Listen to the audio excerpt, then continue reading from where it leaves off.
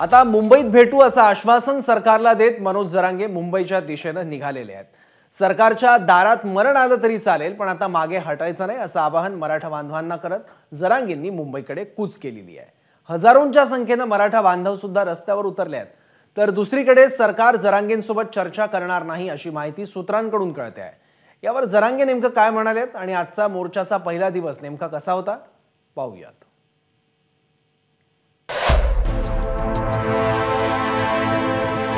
सगळ्यांना शांततेत चालायचे, कोणी कोणाच्या वाहनाला धक्का लागू देऊ नका। शेवटचा मराठा नाही होत सांगणे मी तुमच्यात असं नसन मला माहीत, पण मराठ्यांची एकजूट काय चालते द्यायची नाही। आरक्षण घेतल्याशिवाय आता नाही मग हटायचं। शेवटी सरकारच्या दारात मरण आलं तरी ते चांगलं, परंतु मी माझ्या मायबापाला सोडून 500-600 किलोमीटरवर जातोय। मी असो नसो तुमच्या, मात्र आरक्षण घेतल्याशिवाय आंदोलन नाही थांबवायचं। आता हजारोंचा जनसमुदाय,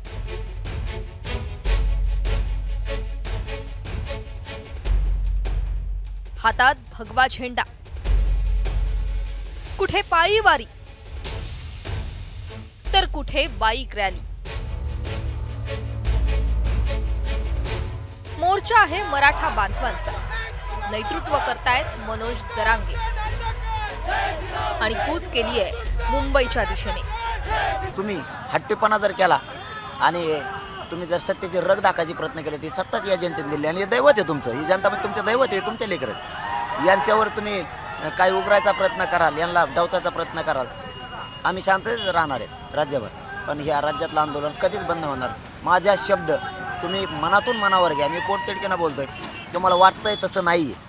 मराठा एकवटला, मराठा सगळा एकतर्फी झालेला आहे। तुम्हाला वाटतंय तसं नाही आहे। तुम्हीच तुमच्या जे डोक्यात आहे त्यातून बाहेर पडा आणि हाताळा आणि न्याय करा। जरांगेंनी असा पण केला, कुटुंबाची गळाभेट घेतली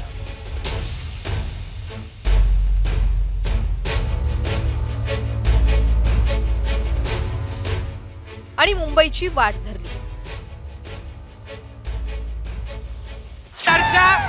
सरकारची चर्चा बंद करण्याचं काय कारण असू शकतं? आता मला नाही माहित, मला विचारू नका, त्यांना विचारा। त्याला म्हणा कर काय बंद करायचं ते बघू, सरकारनं आम्ही बघू। जरांगे पाटलांनी सुद्धा बंद केलं, बंद बघू काय होईल ते। चला आता मारायलाच नको त्यांना, आम्हाला मारायचंच ना, मारा म्हणा या।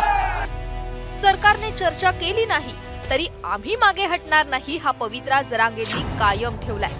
प्रथमतः या इतिहासामध्ये असं झालेलं आहे की सरकार म्हणून मुख्यमंत्र्यासहित अनेक मंत्री जरांगे पाटलांना भेटायला गेले, अनेक अधिकारी गेले, सर्वजण जाऊन भेटून त्यांना भूमिका, सरकारची असलेली भूमिका काय आहे ते समजवण्याचा प्रयत्न केला, ते समजले सुद्धा।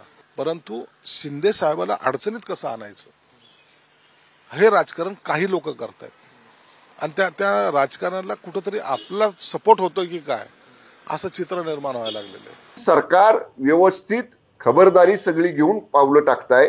माझी परत काल विनंती केली तीच विनंती आज सुद्धा आम्ही करू की सरकारला या ठिकाणी वेळ दिला गेला पाहिजे। जरांगे पाटील साहेबांनी सामंजस्याची भूमिका घेतली पाहिजे। केव्हाही त्यांच्याबरोबर चर्चेची सरकार म्हणून आमची तयारी आहे। त्यांचे काय गैरसमज असतील तर जरूर आम्ही ते गैरसमज सुद्धा दूर करू। आम्ही आजही चर्चेला तयार आहोत असं महायुतीतील शिवसेनेच्या मंत्र्यांनी म्हटलंय। तर आरक्षण कायद्याच्या चौकटीतून मिळावं हा आमचा प्रयत्न असल्याचं भाजपच्या नेत्यांनी म्हटलंय। जरांगे पाटीलांनी कूच केलेलीच आहे। आता 20 तारीख आहे, त्यांनी सांगितल्याप्रमाणे ते निघालेले आहेत। वेळ निश्चित लागतोय, पण ते टिकणारं आरक्षण द्यायचं असेल तर मला असं वाटतं ते कायद्यानेच मंजूर करावं लागेल, कायद्यानेच घ्यावं लागेल। 100% मराठा समाजाला आपल्याला आरक्षण या ठिकाणी द्यायचं आहे। शासनाची तयारी झालेली आहे। आम्ही सर्व दृष्टीने अगदी सुप्रीम कोर्ट असेल, बॅकवर्ड कमिशन याच्या माध्यमातून प्रयत्न करतो आहोत। टिकणारं आरक्षण जर हवं असेल अगदी कायमस्वरूपी, थोडी सबुरी ठेवून मला वाटतं जरांगे पाटलांनी एकदम मोर्चा घेऊनच इकडे येऊ नये अजून आमची त्यांना विनंती आहे। मला वाटतं आता खरं म्हणजे एक निरंतर चालणारी प्रक्रिया आहे। धोरणात्मक निर्णय झालेत। मी म्हटल्याप्रमाणे 54 लाख दाखल्यांची उपलब्धता आपण करतोय।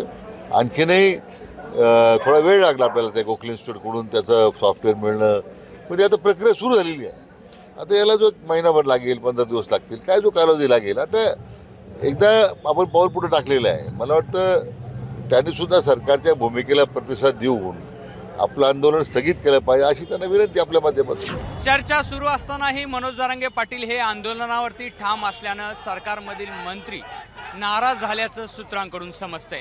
एक एक करून मनोज जरांगे पाटील यांच्या मागण्या वाढतच असून ते वारंवार सरकारला कोंडीत पकडण्याचा प्रयत्न करत असल्याची महायुती सरकारची भावना झाली आहे.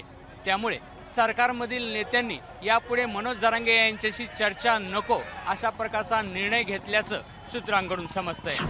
जरांगे मात्र आंदोलनावर ठाम आहे. जालन्यातून मराठ्यांचा मोर्चा बीडमध्ये दाखल झालाय, जिथे जरांगेंचं जंगी स्वागतही झालं. दुपारचं जेवण गेवराईच्या कोळगावमध्ये करण्यात आलं. इथे मराठा आंदोलकांसाठी 70 क्विंटल खिचडीचं आयोजन करण्यात आलं होतं. काही काळाच्या विश्रांतीनंतर मराठा मोर्चा पुन्हा पुढे सरकला. आजचा मुक्काम असेल तो शिरूरमध्ये.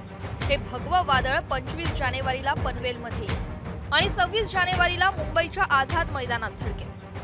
मात्र मुंबईतील आंदोलनाला अद्याप परवानगी मिळाली नाही. त्यामुळे जरांगेंच्या या मोर्चाला ब्रेक लागतो का, की मग मुंबईत पोहोचण्याआधी जरांगेंच्या मागण्या पूर्ण होतात, हे पाहणं महत्त्वाचं असेल. रवी मुंडेसह गोविंद शेळके, एबीपी माझा, जालना. एबीपी माझा, उघडा डोळे बघा नीट.